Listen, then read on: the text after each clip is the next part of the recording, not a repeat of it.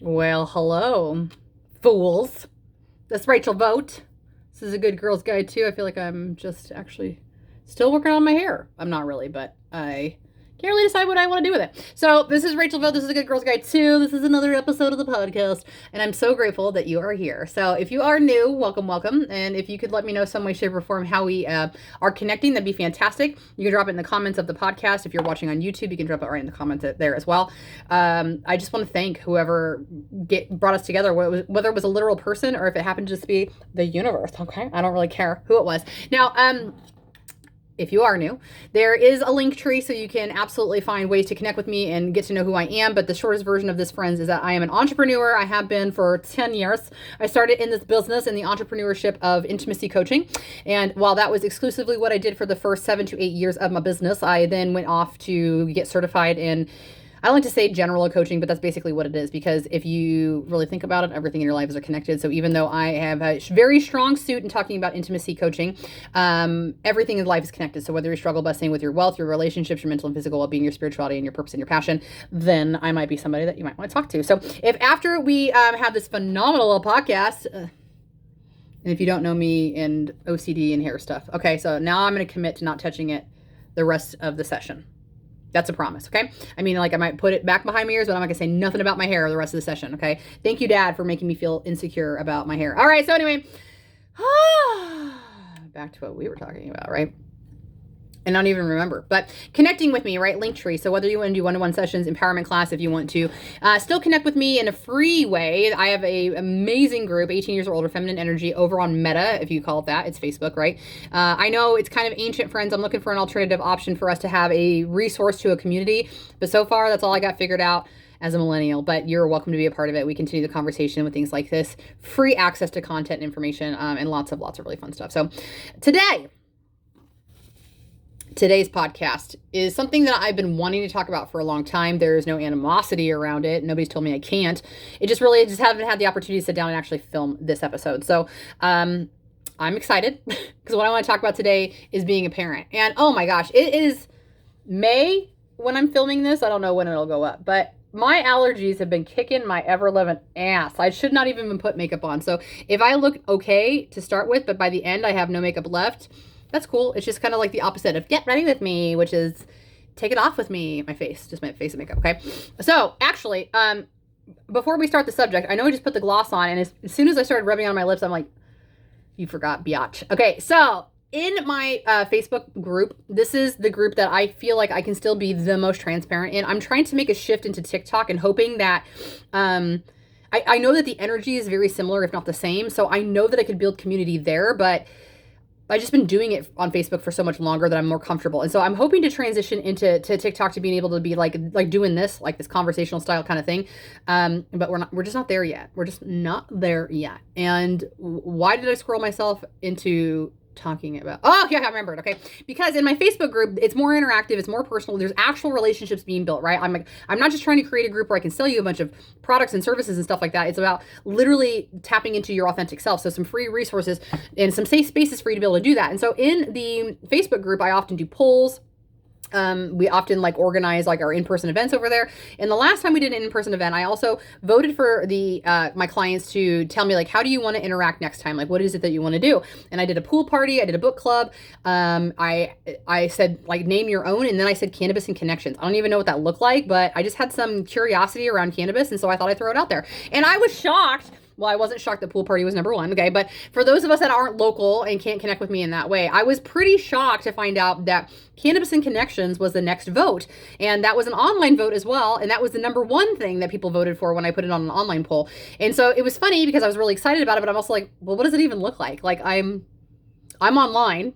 So, and even if you comment, even if you are watching a live, we're not often interacting with each other directly. So it's is it just me sitting there ingesting cannabis and then hoping for the best? I didn't even know what it looked like. So I've done 2 lives in my Facebook group specifically, not on TikTok, where I did do a couple of sessions where I took a couple of hits and just kind of see where it went. And so I'm going to do that today because what I have to talk about, it's not controversial, but what I have found with the cannabis is that it allows for me to step into my authenticity a little bit more.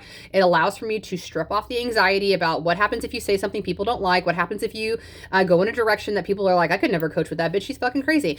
It allows for me to shed all of that and not only confidently say what it is that I feel like I wanted to say initially, but it allows for me to say it in a way that I'm not worried about offending people. That's never my intention anyway. So if I operate authentically, I shouldn't offend anybody.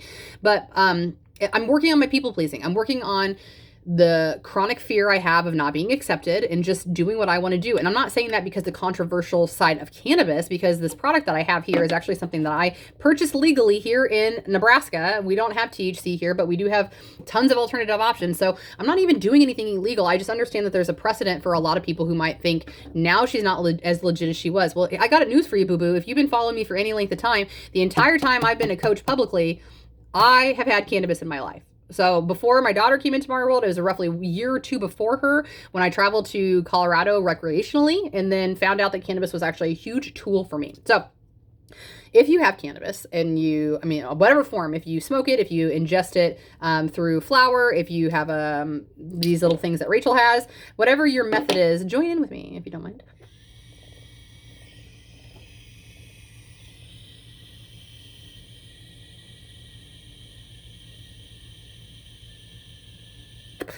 Oh my God. I should have looked at the timer because that was a solid 7, 8, 9, 10 seconds. I don't even know. Okay. That's the only thing I just like about it was like, if you were listening to this and not watching it, hopefully that was a little ASMR for you. But, okay. So here we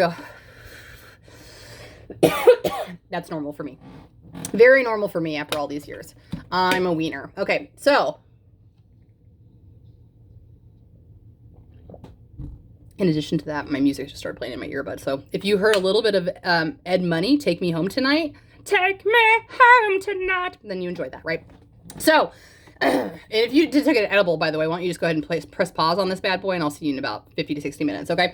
So I get a little silly, but I definitely loosen up as this can kind of hit me. I'm going to take another hit in a couple minutes, so I just want to forewarn you, okay? The topic I want to talk about today is having kids. And like I said, it's not controversial, and I'm not shaming anybody who has children. I'm not trying to talk anybody out of who has not had children not to have children, but I do want to present some arguments for you if you are somebody who's on the fence. Like, I don't know if I want kids. I don't know if kids are right for me. If you're like at this age range where you're feeling a lot of pressure to make this decision, then please just like sit back, relax, and listen to what I have to say. Because by the end of this conversation, what I really want it to be for you is just having relief over whatever decision you decide to make. And most importantly, to give you time, because I know that there feels like a lot of pressure in terms of making these decisions, but there really isn't, okay? And it's not difficult for me to say this, but I worry a little bit about the amount of people who will hear the message, because I'm just one mother. I'm just one mother with a blended family and 3 children, but I really do feel like a lot of what I've gone through in parenting has such a unique view to helping people make this decision, because I've really kind of run the gamut on parenting. So let me give you the shortest instance of it, and I'll probably refer back to my parenting experience as well as necessary. So I have had 3 pregnancies. I've had 2 come to term, and then I have a bonus son.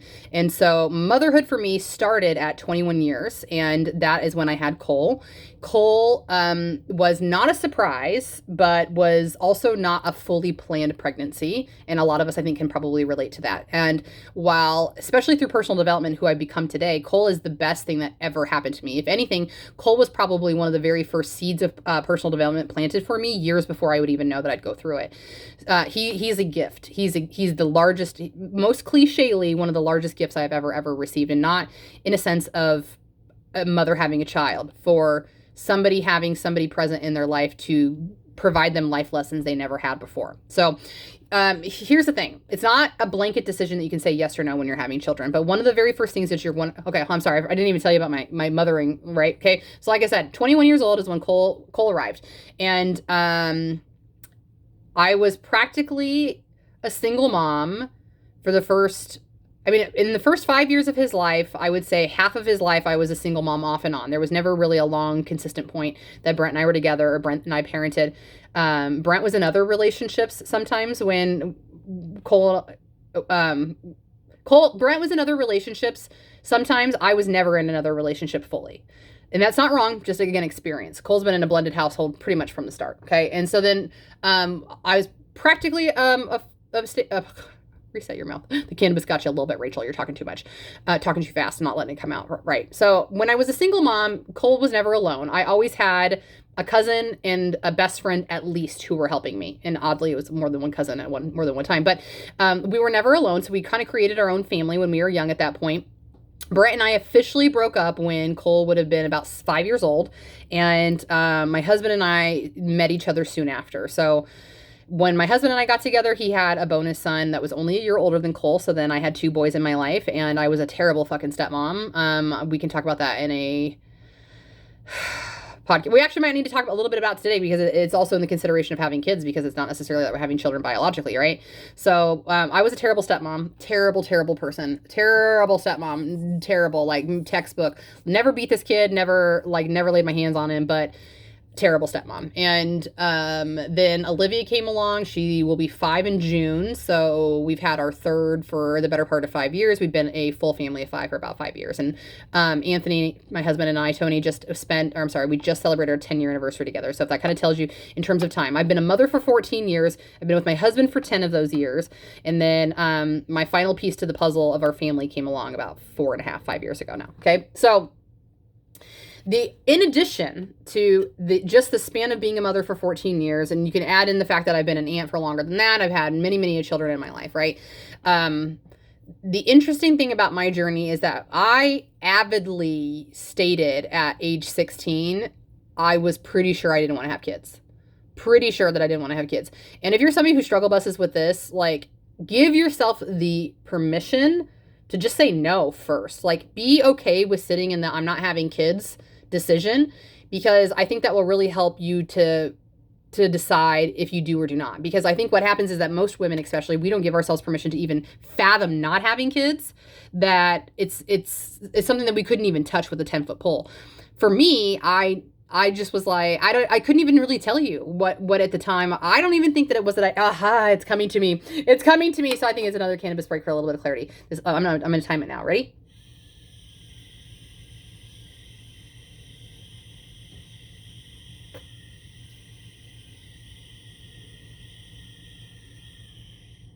Yeah.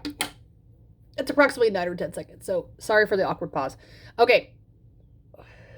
So the aha moment that I'm having right now, and I do believe that I was kind of keen to this at the time, well, not the time, maybe a little bit at the time, but is that I don't think in that moment that I was deciding not to have kids.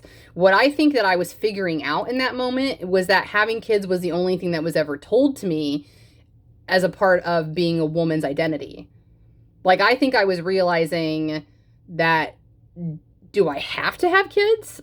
Like, is this expected of me to have kids? I think that was the greater picture that I was questioning, was that, is it mandatory for my womanhood to have children?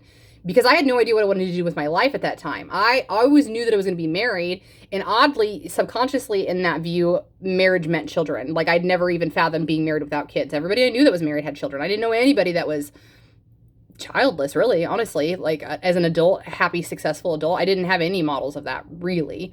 So, that's what I was questioning. And I was already dating Brent at the time. That's Cole's father. I was dating Brent at the time when I started having these realizations.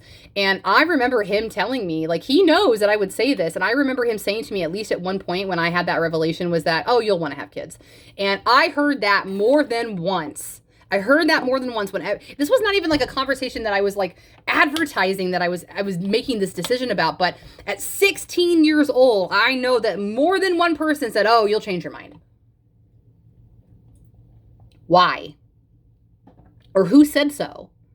And what I find in my adult life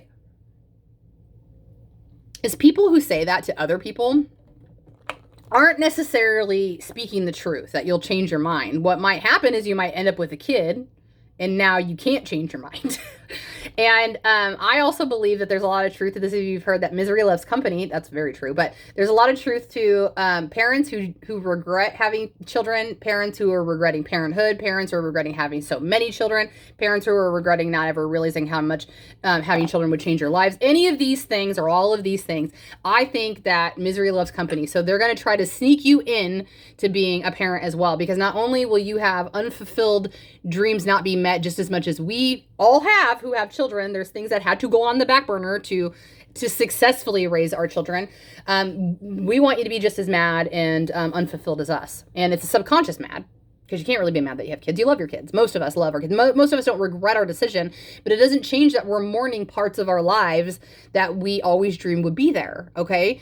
So that's what I think is more true of the statement, you'll change your mind. And I don't think a lot of people realize that, by the way. Like, I don't think they're wishing ill will onto you. I just think that this is what society does. Okay. So a lot of people will tell me that, like, you'll change your mind. And so I did a whole podcast with my dear friend Kaylee Thomas. So go back and watch it. It's a 2-parter. It's a tearjerker. She caught a lot of fucking shit for that podcast, by the way. Like, her and I did that podcast, and then a few months later, we got together for a girls' weekend, and we reminisced about that. And out of all of the people that I've ever done a podcast with, she is the person who has gotten the most personal feedback. Usually people come to me about a podcast and tell me, like, and they did about that one as well. But I just want to give a massive shout out to my dear friend Kaylee, because she took a lot of shit for telling her story, and that's not very fair. It's not very fair because it is her perspective. It's literally her narrative. It's literally how she viewed and experienced that life, and nobody can take that from her. If you were upset with her because of how she is interpreting her life, that's a you problem. I will tell you that to your face. Like, if you were mad at me for what I said during that podcast, or you think that I'm wrong, come at me, because you are just as entitled to how you feel that experience went. And you are allowed to tell your story. And what I really think is important is that if you go back and listen to that podcast, you won't hear a lot of blaming on Kaylee's part. I don't even know that I can really recognize that happened. I heard a lot of acceptance of responsibility. I heard a lot of realization of her programming and what led her to the actions that she took. And also a lot of recognition that everybody who taught her what they taught her was doing the exact same thing that she recognized, but they were doing the best they could with what they had. All right. That's so important, because go watch that podcast. It was a good one. And so the reason I'm bringing this up is because I talked about on that podcast how, well, as I had said, Cole might not have been planned. Cole was wanted. I wanted Cole. very, very much, very much. So Cole comes along. And he's a beautiful little baby, and things are really good for a little bit with him as well. But knowing what I know now, one of the considerations that you're going to want to make about whether or not you want to have children is an age range first. Not first. I don't think this is any matter of priority, to be honest. Like, I think you can tackle this at any angle. But if I had my way, no, that's not really true. If I asked for you to do one thing in consideration, one of the things to consider would be the age range that you would contemplate making the decision to have the child, number one, and then number two, when it would be. Because the first one is important, that you don't have to think about having kids when you're a kid. You shouldn't have to think about whether or not you're going to decide to have children at 16, 17, even 18. You shouldn't have to fathom that. Like, women are so programmed. Like, I thought I was going to be married by the time I was like 20 years old. Like, I thought that was normal because my mom had been, my aunt had been. Well, my aunt had not been married, but she had had babies at a young age. And so, like, I was making this correlation that I was going to be married. And that also would equate to my happiness, by the way. That's what I thought. And I can also say in retrospect that was my programming for not feeling wanted. That was my emotional neglect from my dad, was because I thought that if I could get married, somebody would then complete my happiness. And that's what I was looking for, was somebody to save me from my misery and my incompleteness and my unworthiness, right? So when Cole came along, I can tell you that at the time I had no idea that I had a child for the wrong intention or the wrong reason. I don't know how I want to tread lightly on that, because I don't want it to be perceived, again, that I view my son in a negative addition to my life in any way, shape, or form. I don't. This is full responsibility for my own thoughts, behaviors, and actions, which again were only driven by what I knew. And being a very young, immature 21-year-old woman, I believe that I was very book smart, and I think that I presented very intelligently savvy, but emotionally I was immature and broken. And I think that I was left in some areas of my emotions, I was only 4 years old. And at other ages, I mean, I couldn't even tell you, maybe 8, 9, 10, 12. These are just instances I can remember feeling broken emotionally by my dad. And not just my dad. My dad didn't fully contribute to this, of course, but these are the most prominent because his attention was the one that I craved the most. So four, I'm operating from a 4-year-old. So what does a 4-year-old do when they demand attention? They throw tantrums. If they don't have the vocality to be able to express what it is they need from you, they throw tantrums. They change their energy. They change their emotion. So you'll pay attention to me. Now, while I wasn't out like literally throwing tantrums, I was creating drama. I was absolutely creating drama, so much drama for myself, for my relationships. I was stirring it up. I was making it happen in my world. Again, because this was a model of marriage that I had growing up, my parents absolutely had drama. They fought all the time. They always had discord. They never got along.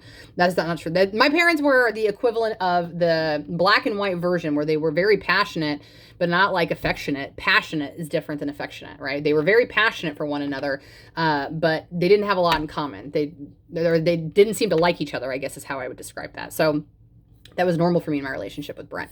I just thought you were supposed to do that. And with all due respect, I don't think Brent will ever listen to this, and that's totally fine. But I need him to know, and I need the audience to know as you're listening to this too, that was not personal to Brent. Brent was a phenomenal partner. He always was in all 12 years that we were together.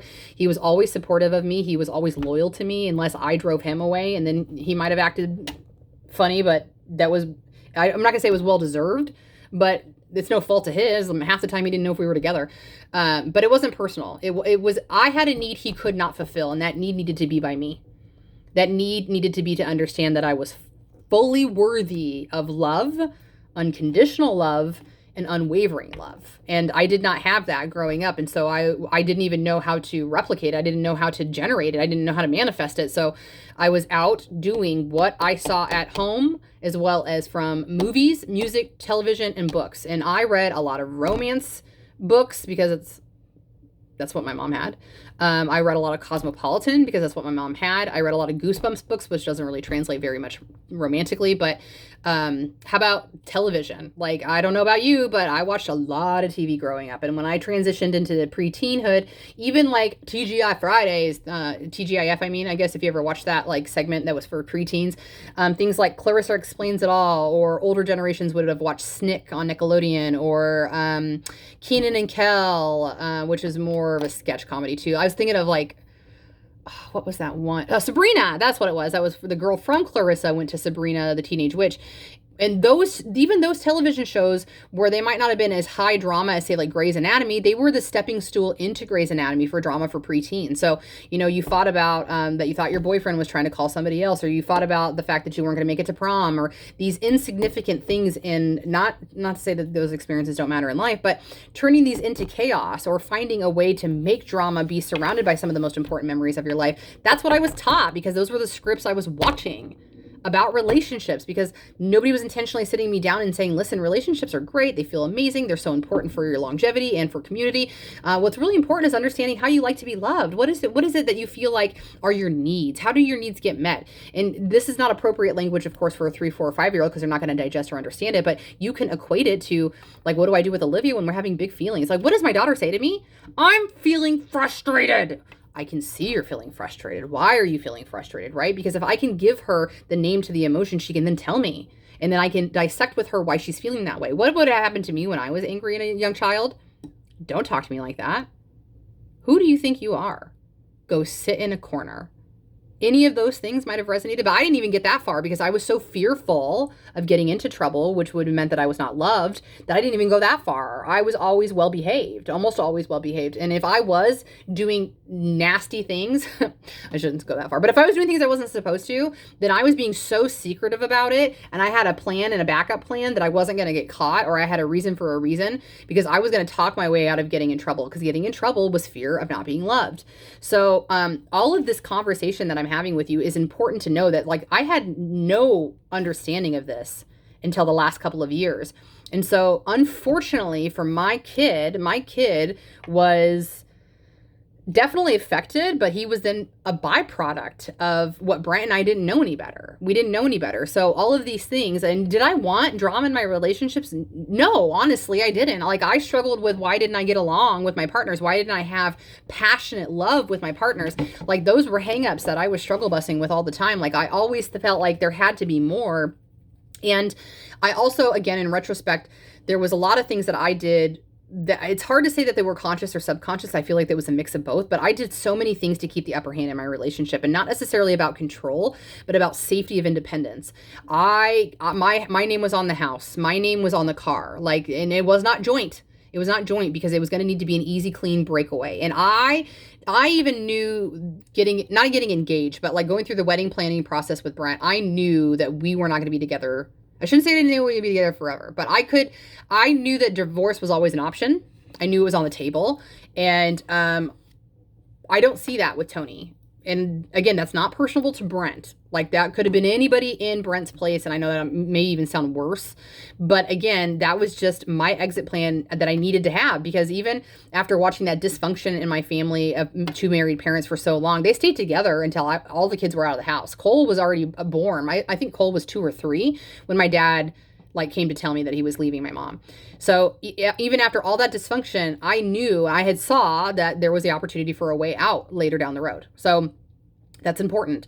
And the reason I'm telling you all of this portion, right, is because one of the things in retrospect that I know I should have had, and I wish I would have had for Cole, was just personal development awareness at the time. Because what I said, I didn't know any better. I didn't know I could choose different for him. I didn't know that I could make life more fulfilling for him, or loving, or content, or safe. Mostly safe. I feel like I didn't really foster an environment that allowed for him to grow within his confidence. And because I was so insecure with myself that I didn't give him the opportunities he needed. There's a lot of different things. It doesn't really matter. I can sit in retrospect and understand these now. But if that's the first thing, right, is like coming again to the realization and understanding of the programming. Because why do I want to have kids? Was I told to have kids?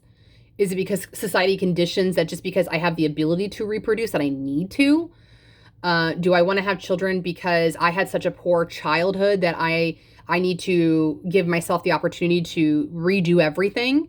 As Kaylee very, very boldly talks about, that she knew that she needed to have a child because she needed something that would love her unconditionally and that she could love unconditionally, because she had not had that. I feel like that's so brave to be able to admit. And most importantly, because being in righteous and radical acceptance of that allows for you to be fully present that you're not doing it anymore, or at least working towards steps that you can love your children healthfully. You know what I mean? So getting clear on what the intention of having children is so important, because you might find that as much as you've been conditioned to believe that children will fulfill your life, you might not need that. I fully believe that. I don't have to coach a lot of women yet on this, but it is not uncommon for women between the ages of 22 to 35 to feel the pressures of procreation. I also just need to say this, as an intimacy coach, I don't have a medical degree. I know that you know that, but I believe that we probably struggle with fertility more than we used to, but I think that's environmental. I think that there's too much stuff that doesn't need to be in our diet that is. I think there's way too much stress. I think that there's not enough education and empowerment around building intimacy and long-term connections and understanding the mind, body, soul in terms of women needing pleasure and how imperative I believe that is in the reproductive cycle, and all of these things, that they're so interconnected. And squirreling myself about wherever we were. But while we do that, we're going to take our break, this 1.5 minute break potentially, because if you have been following me, you know that I have trouble with my podcast platform. Part 1, should you have kids? Well, I don't know if that's what it's actually going to be, but I need to put something in there so I know what it is, right? And then I can change that later. So how you been? You look fabulous. Yeah, you do. Good. You feel good? Excellent. I appreciate that. All right, so let's go ahead and pick up from where we were. But I was talking about I was on a squirrel moment. I didn't even literally know. So secret sneak attack, half hit.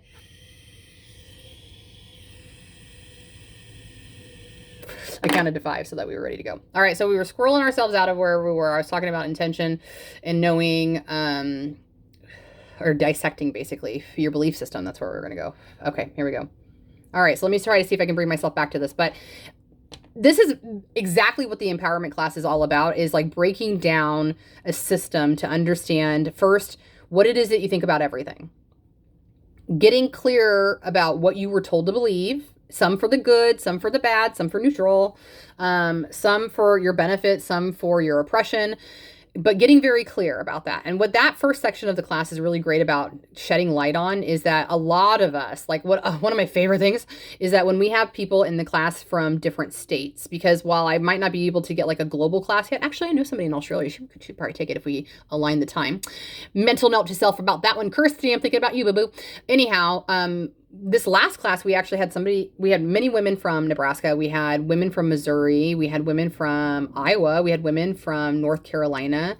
I don't know. It doesn't matter. But that's one of my favorite things is that when we can be from different places regionally, we can start to see a lot of the things that might be different. And like this would be an easy one to be like North versus South. Like there's a lot of Southern things that people believe, especially about, segregation, and we know that divide has been there and it's more prevalent in the South than it is in the North. Okay, so we see the divide between where you live and how that affects you. But one of the things that was also really powerful about the class is having women from, again, 5 different states, is the overlap of even having those distinct differences, how much is similar in terms of who you've been told to be, even though you live in a completely different area. It's really powerful. So that's what the first portion of that class is. And the second portion of the class is like starting to get very clear with, okay, so now I see what it is that I think. Is this what I think? Or are these more in alignment with, again, parents, teachers, pastors, government, celebrities, movies, books, television, all the things that you were exposed to growing up? Are these my ideas, or the only default ones that I did not know there was opportunities for other thinking available? This is a huge... Okay, so this area actually, okay, so squirrel moment, perfect timing though. So I had a really great coaching with somebody yesterday where it was like, she was telling me that something she appreciated from the empowerment class was the ideal day exercise that I asked people to do. And this is a detailed exercise that I challenge people to do because you're often programmed into thinking about the lack. And so the ideal day exercise gets you to focusing on details for abundance. And she's like, I can't even get that far. And I was like, that's okay. You can work towards that. Of course, it's just an exercise. It's just the modality of kind of stretching your wings in that regard. But, squirrel. And I had tangented myself out of that one twice. Did I not? Empowerment class details. I don't know. Okay, so let's go back to dissecting your worldview, basically, right? So when you can do that, like this might be an easy example to think about, like having the big fat bank account, right? Big fat bank account often means the big fat house and the big fat fancy car and the big fat anything, right? But if that's not important to you, having just a sufficient house to live and not necessarily needing a bigger house than necessary, I said that twice, right? Then that's sometimes still hard for people. It's hard to dissect because most people's ideology is to keep up with the Joneses. The more things I have, it means the more successful I am. It means I'm also happier. And if you don't have those things, then that equates to not being happy, not being successful, which means they're not being accepted societally and all these things. If for the most part, if that's like what you want to believe is that I can have less, I can have enough, I don't need more. We usually have to dissect from that's okay. And it doesn't mean that I mean less in this world and that I can exist just as much as those other people.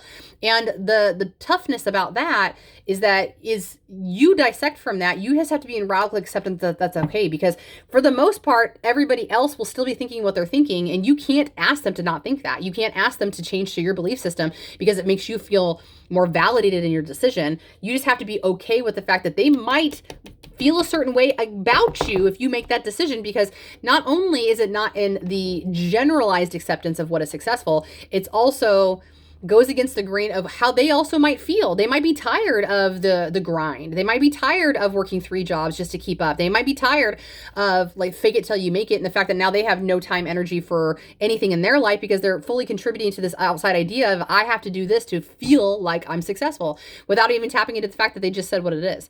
Do you even feel happy? Do you feel successful? Or do you just feel like you're keeping up appearances? Okay. So dissecting from that worldview, right? That's what we do in the class, right? We then understand, is this who I say I want to be? And then working towards some tangible things that help for you to really shape that, and knowing that it doesn't change tomorrow, and you got to give yourself grace, and it's going to be time, it's going to be patience, it's going to be stripping things away because you won't figure it out tomorrow. But that is what's beautiful about this discovery, is literally discovering you. A lot of us never get this opportunity, but we need to, because it's not wrong. It's not wrong to be different. It's not wrong to have different views, but a lot of us think that it is because they think that it's going to separate us in general, but separate us from all of the things that we've ever known. That's very hard to do because you have to convince yourself that it's okay to let go of the identity of who you thought you were supposed to be, and they have to too. But a lot of the time, you might be in radical acceptance of that faster, especially because it's going to feel good. It's going to feel good to move towards the things that you really believe. It's going to feel good to act out in ways that are healthy and consenting, of course, but really bring out your true authentic nature and who you are. And then you operate from a frequency that just drives people wild, whether they're attracted to it and they want some of it, or they're offended by it because they don't know how to get it. That's usually subconscious. But anyway, okay, so you dissect from the idea. Do I want kids? Okay, is it not that kids are going to be fulfilling for me because I've been told that that's what's going to happen? What is my ideology? What is my intention behind having these children? Okay, so when you can kind of get there, which is what your 20s is all about, because you finally get away often. This is your first experience of getting away from everything you've ever known. That's why it's really important and usually life-changing for people who move away to college, because now you're away from your safety net, but you're also away from everything you've ever been told. And the further you move away, the more radical that idea is going to be. Like, you already know that there's a whole energy of West Coast versus East Coast. We just said North and South, right? So you know that. And if you were to take either of those categories, North, East, South, or West, and then put them into the Midwest, welcome to a completely different world as well. We're weird here. I feel like even though Midwesterners do have their complete own identity, it's almost as if we don't have an identity, and that's our identity. Besides corn. Okay, so that would be, in my opinion, if we were given the right cue. So like, this is the conversation, like the reason we're having this today, I gotta adjust my seat a little bit. Okay, if we were having this revelatory conversations today, then we would be able to have these conversations with our children. You best believe that if I'm here coaching about this and I'm having these ideas for myself, that these are absolutely things I'm talking to my kids about at age appropriate levels, for sure, because I'm going to try to make sure that they don't have to go through, it finally came back to me, that squirrel moment. I'm going to make sure I'm going to do my very best that they don't have to go through what I went through to figure out what I did. That's what I mean. That's where I came from, is the girl who was like, you did this detailed thing. I can't do that. I can't get there. Okay. Here's why. This is what I told her, is that this is what happens. And this is why I think, like, sometimes when people will gravitate towards coaching, no, actually, that point's not valid. Doesn't matter. But let's go back to what we're talking about, right? Is that there's two ways to go through personal development. There is the choice. There's the choice. Choose to better yourself. Choose to get into the arena, as Brené Brown refers to Teddy Roosevelt's analogy of, like, if you were in the arena, that's where you're meant to be. And you do not take advice from people in the stands because they're not active in the game. So when you make the choice to grow, it's not fun. Like, that is a misconception that growing and being a better person is fun, because you have to go through the deconstruction period. You have to go from shedding all of that shit that I said and choosing yourself and choosing your belief system and then cultivating that belief system. So it is work. It is the longest journey you'll ever go on, because it's never ending. It's never ending because you're always going to be changing. You always have different experiences, different exposures, different seasons of life. And you have to be open to that and being okay with it as well. Okay. So that is one way, is to actively choose. Now, why would we do that? Why would we choose to go into unknown? Why would we choose to center ourselves in a space that we have to choose self over pride? Why would we, any of that? Why would we do that? Most often we won't. So the second option of personal development and massive growth is crisis. And it's often societally shown to us in a midlife crisis. Midlife crises aren't what people think they are. They manifest through buying the sports car and cheating on your wife and leaving the job, because what? Those tick all the boxes of going against the grain. You buy the sports car because you make the not so sound investment. It goes against the grain of everything financially somebody would tell you to do. It's impractical. It's, it devalues itself the minute you take it off the lot. Like, all of these things. You cheat on your wife because maybe you were never happy to begin with. Maybe she was never happy to begin with. Maybe you never wanted to get married. Maybe you're having sex with somebody of the opposite gender all of a sudden. Maybe you think that this person is bringing fulfillment to your life because it's new and it's exciting. People cheat for myriads of different reasons, often not the reason that we think that they're cheating, or even they might not even know, but it's going against the grain of being a matrimonial monogamous wedlock person, right? So it's going against the grain. Well, I don't even remember what the third example it was that I gave, but midlife crisis all it is that all of those years, that typically 4 or 5, 6 decades that you've been in existence, you've been going with what you were told to be. You showed up the way you were told to be, and you're sick and tired of it. You're sick and tired of it subconsciously. And so now you're just going to do things out of rebellion and, like I said, against the grain. That's a midlife crisis, is what it really is. And if people had the opportunity to move into personal development, which some do, this is the cliche version of the midlife crisis. But I think that quietly, a lot of people will choose the route of personal development. But for me, mine was the quarter life crisis, right? It was a quarter life crisis. And that is what it really threw me off my rocker. A lot of you knew that it happened shortly after Olivia was here. So I actually was nervous that it was postpartum, didn't feel like postpartum. But then again, I'm assuming most people don't feel like they're in postpartum sometimes, right? But it wasn't postpartum. Relief, huge relief, of course, right? But to I self-diagnosed it as a quarter life crisis, because who else is going to? Do doctors even do that for people? I don't know. But that's exactly what I would say that it was, is that it was like this marvelous phrase that I've heard recently, which is the earth, universe, God, insert your powerful source here, will shaken you to awaken you. And that's exactly what happened. I feel like I poignantly described this to somebody today, very humbly. The universe just tells me, I'm just the vessel. It comes out my mouth. Personal development is tricky because one of the massive turnaround points for a lot of people is the level of isolation that you'll go through, because you feel like something's wrong with you, and nothing's wrong with you. It's that you're literally shedding an identity that who you have been all of your life. And it's scary because it's like you shatter into a million pieces when you do, and then you put the pieces back together individually to create the person that you're meant to be. And you're just discovering it piece by piece, and it's painstaking. You can cut your hands on the glass because it's broken, but you bandage yourself up and you put it back together because it will be the most beautiful masterpiece you ever create. It's you. That's amazing. You can't go through that process easily or affordably with children. And it's not to say that you can't, because look at me, I did it. But you should have this is making me a little emotional in my chest. And not just because I feel like I missed the opportunity, because here I am, but I just had a flash of my mom.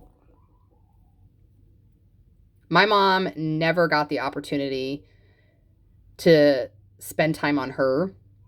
She never got the time to heal. It's not to say that she never could, but, she was born in 59. And so I think I determined she turned 63 this year, I think. She'll be 63 in a month. I'm pretty sure I did the math right the other day.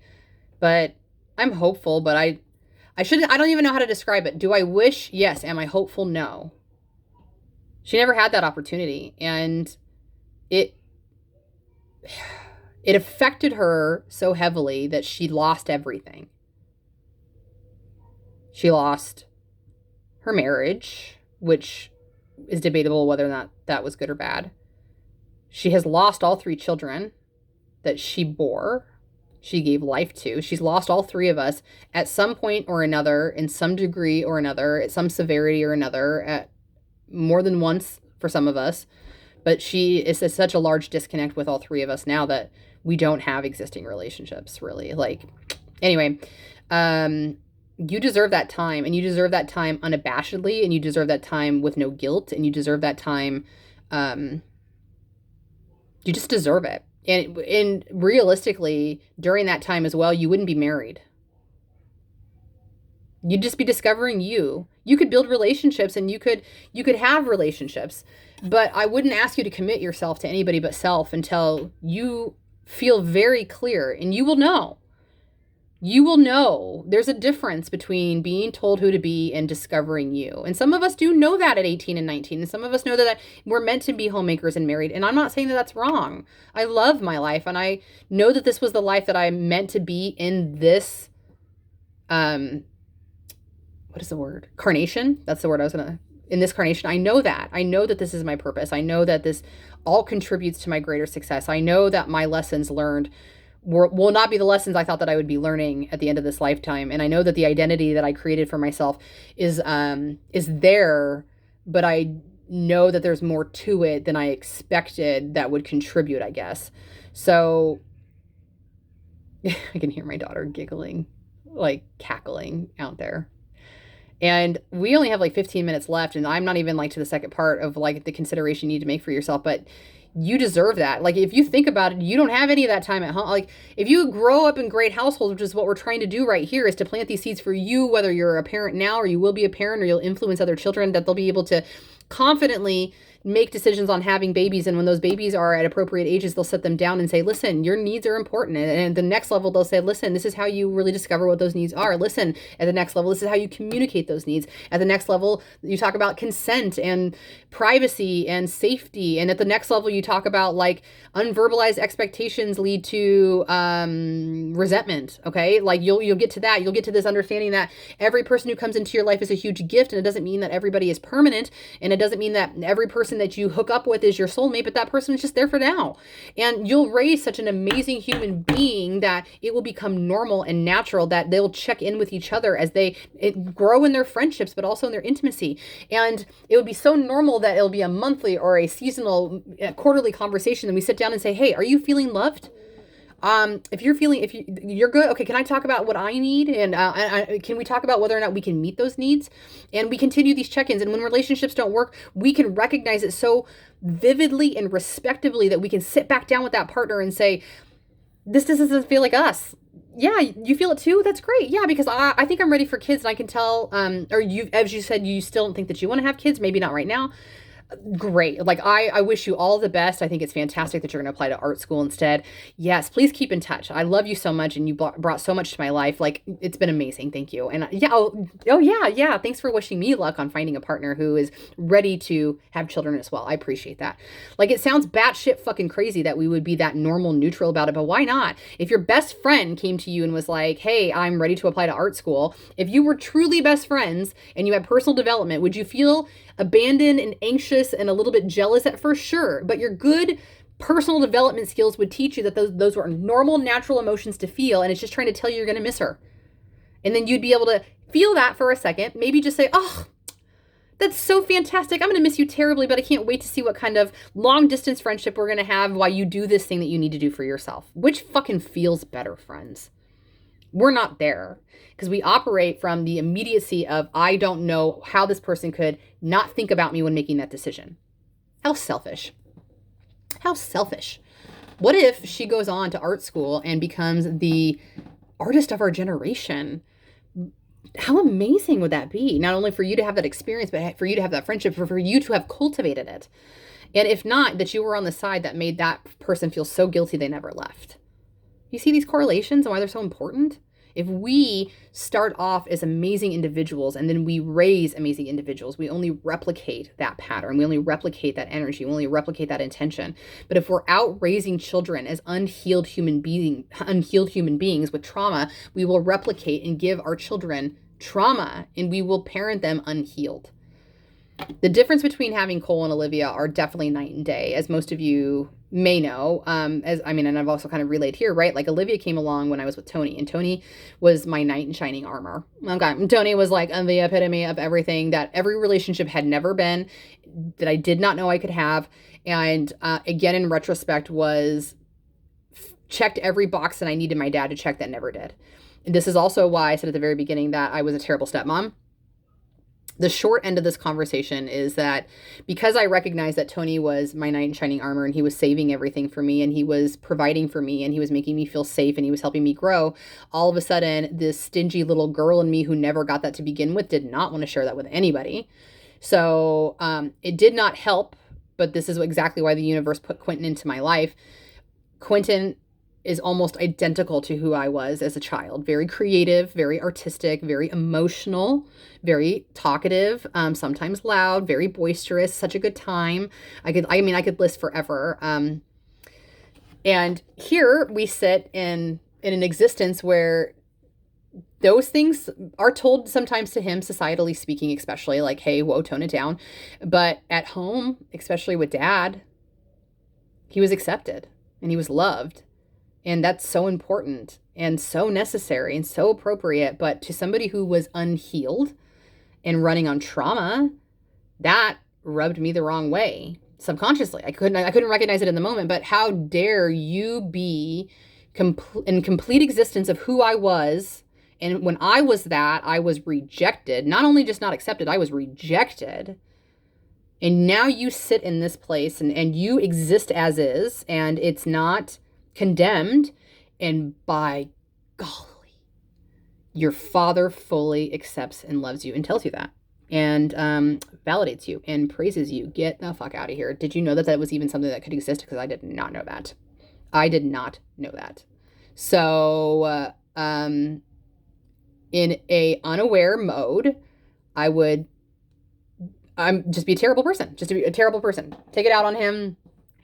Not be a supportive person. Like, it was like operating at the same level as age-wise as he was. It was fucking terrible. So like I said, we could spend a whole podcast talking about that if necessary, but I have thankfully healed from that, like healed myself from who that person was. I have thankfully come to the understanding that love is infinite, and there is no locked amount that Tony can give me that he can't give Q, and that Q can receive and that I can't get, and that it's not regenerable, or it's not shareable, or it's not even something that is inspired by itself. All those kinds of wonderful things. I am absolutely in full acceptance that Tony can love both of us, and it will never cap out. I am so grateful to that full understanding, of course, as well. And that's what changed everything for us, was knowing that him loving Q was not meaning that he was going to love me less. And him being in full acceptance of Q was the healing I needed to know that I could have existed in that form, and that there was nothing wrong with me to begin with. It was just that other people couldn't tolerate how energetic I was. It just was not their personality, and they didn't want it around them. So that's not a me problem. That's a them problem, especially as a fucking child, which I was. It's just existing. And if I was hyperactive, which whether that's undiagnosed ADHD or not, or just trauma from not being recognized and loved in ways that I needed as a child, right? Okay. Listen, this feels like a lot of just word vomiting my side. I know, listen, I'm trying to, I guess I just spew this whole thing about being a terrible stepmother. So this is also about radical acceptance of shadow self. I feel like we're going to need to pause for a second, because I just don't think I'm going to be able to wrap this up in terms of the second portion of the considerations you want to make when you're having children. So I think we're going to wrap this up, and I'm just going to go ahead and start a whole new podcast. So stay tuned. Okay. It will be uploaded in 1 week from today, but make sure to set your timers. Make sure that you are set to notifications so that when new episodes come out, I'll post them in the Facebook group if you're already there. But if you're like, oh, Rach, that's way too ancient for me, I'm never there, then just subscribe on Spotify, because it will notify you every time a new episode comes out too. So for this, if you don't tune into next week's episode, I'm so grateful you were here. I'm so thankful that you gave me an opportunity and space for some consideration for your mental headspace and awareness, and making this literal permanent life decision that you cannot take back without some serious repercussions emotionally. That was it, I guess. Okay, so we'll stay tuned for part 2, and hopefully we can continue this conversation, and it can prod at the right things that you need to ask yourself what you need. Okay. And if you also struggle bust a little bit with this, or some of these hit some really raw nerves, make sure to connect. Linktree in the bottom, so that there's plenty of ways that we can do that, and we can expand this conversation. We can talk about whatever it was that hit for you today, and then move on from that, for sure. Just move on for that. So thank you for being here for now, and I hope that you will stay tuned for next part 2. I was gonna say next week, but it's typically it's gonna be, realistically, it's 35 seconds from now in my bedroom still. All right, thanks for being here. I'll see you shortly. Stay happy, stay healthy, but also wash your hands still. Bye-bye.